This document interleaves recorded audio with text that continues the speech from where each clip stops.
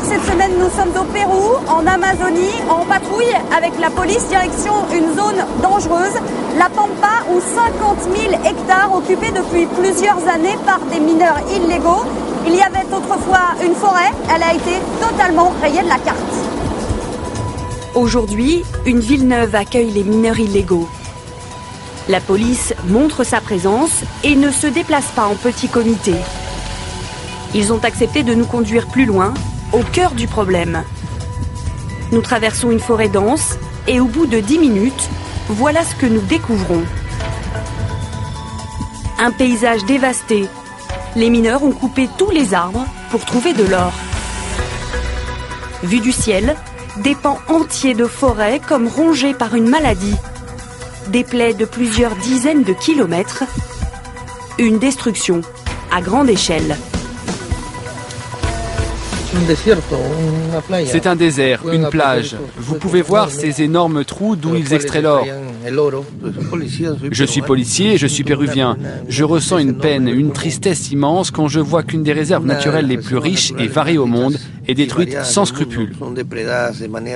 Comme vous pouvez voir, il y a une moto qui approche. C'est un mineur, quelqu'un qui travaille à la mine.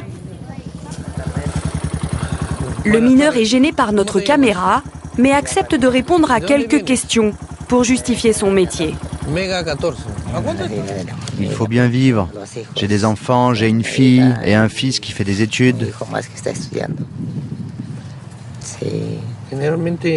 Il faut savoir que généralement, la plupart des mineurs n'ont pas fait d'études supérieures.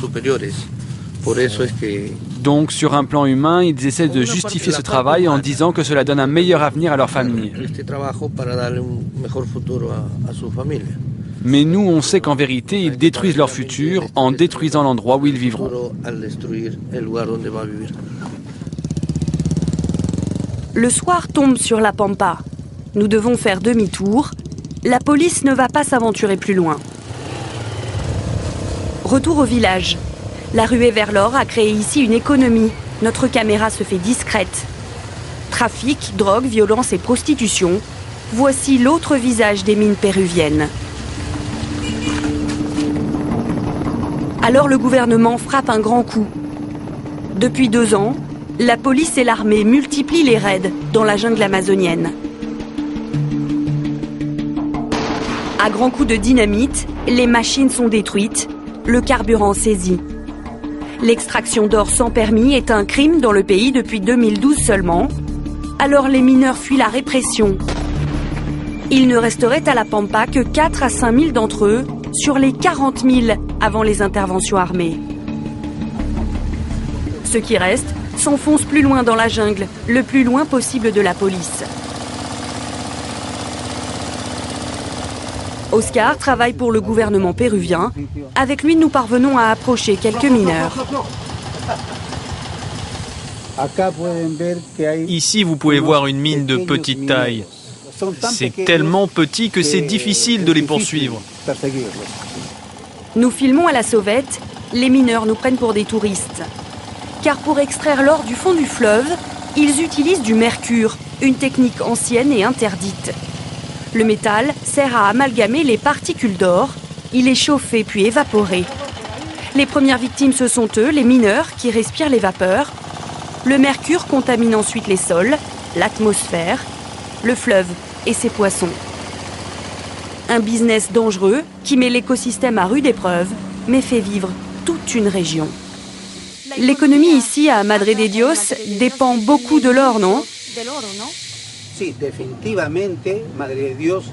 Oui, tout à fait. Historiquement, Madre de Dios vit de l'extraction illégale d'or. On ne peut pas nier que les mines représentent encore aujourd'hui 70% du PIB de la région.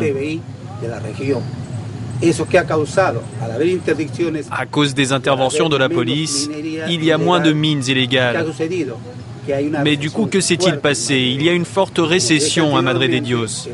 Alors, sachant cela, le gouvernement a préparé un projet pour développer la croissance de la région et d'autres activités économiques.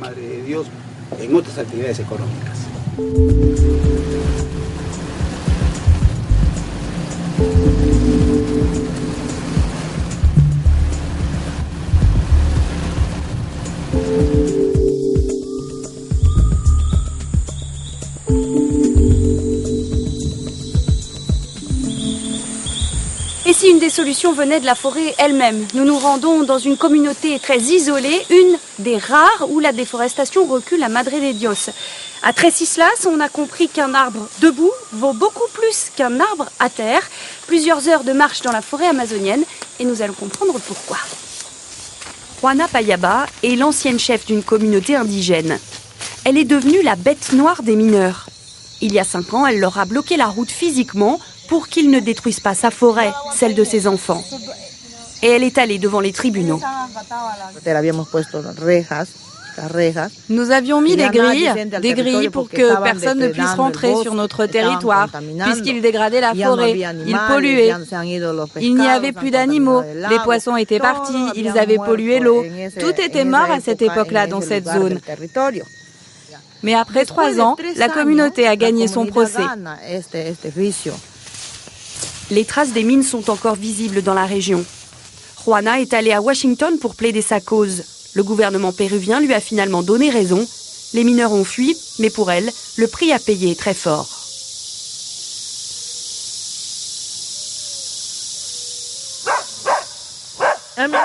Ça me fait de la peine, car nous sommes seulement de passage. Et la nouvelle génération, que va-t-il lui arriver? Et aujourd'hui, la communauté est contaminée par le mercure, jusqu'à ma propre famille. Et même moi, qu'est-ce que j'en sais? Peut-être je suis contaminée, mais je n'ai pas fait d'analyse de sang. Mais la famille, la communauté, elle est contaminée par le mercure.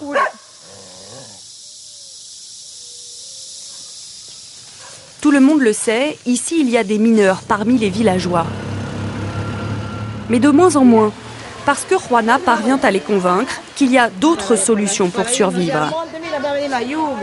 L'une d'entre elles se trouve dans la forêt, à 30 mètres du sol, sur des noyers. Les noix d'Amazonie.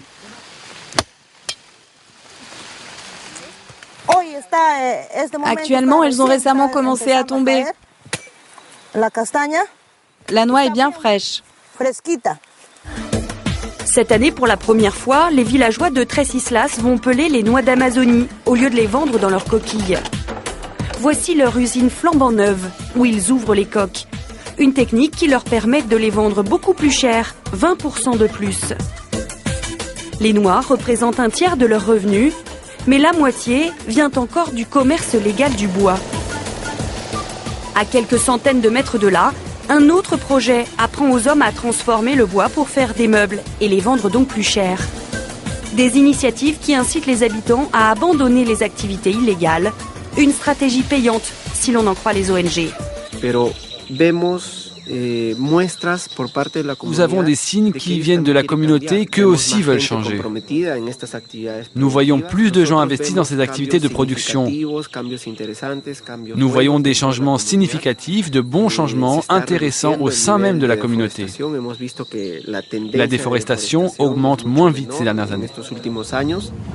Et l'aide pour les forêts pourrait aussi venir de l'extérieur, des étrangers. Dans la jungle, les écologes se multiplient. Le tourisme dans la région est en plein boom, plus 14% en 10 ans. Javier travaille avec les lodges. Son ONG les forme pour obtenir la certification tourisme durable. On explique aux clients qu'ils vont avoir de l'eau chaude uniquement s'il y a du soleil. Mais quand il n'y a pas de soleil, on n'a pas d'eau chaude. Les touristes sont prêts à payer très cher pour découvrir la forêt amazonienne. Il faut donc la garder la plus intacte possible. L'attraction ici pour les touristes, c'est les forêts. Et par conséquent, un des objectifs pour ce secteur, c'est précisément de conserver les forêts. Donc nous pensons qu'au niveau de la région de Madre de Dios, plus il y aura de zones dédiées au tourisme, plus les forêts se maintiendront et moins elles seront détruites.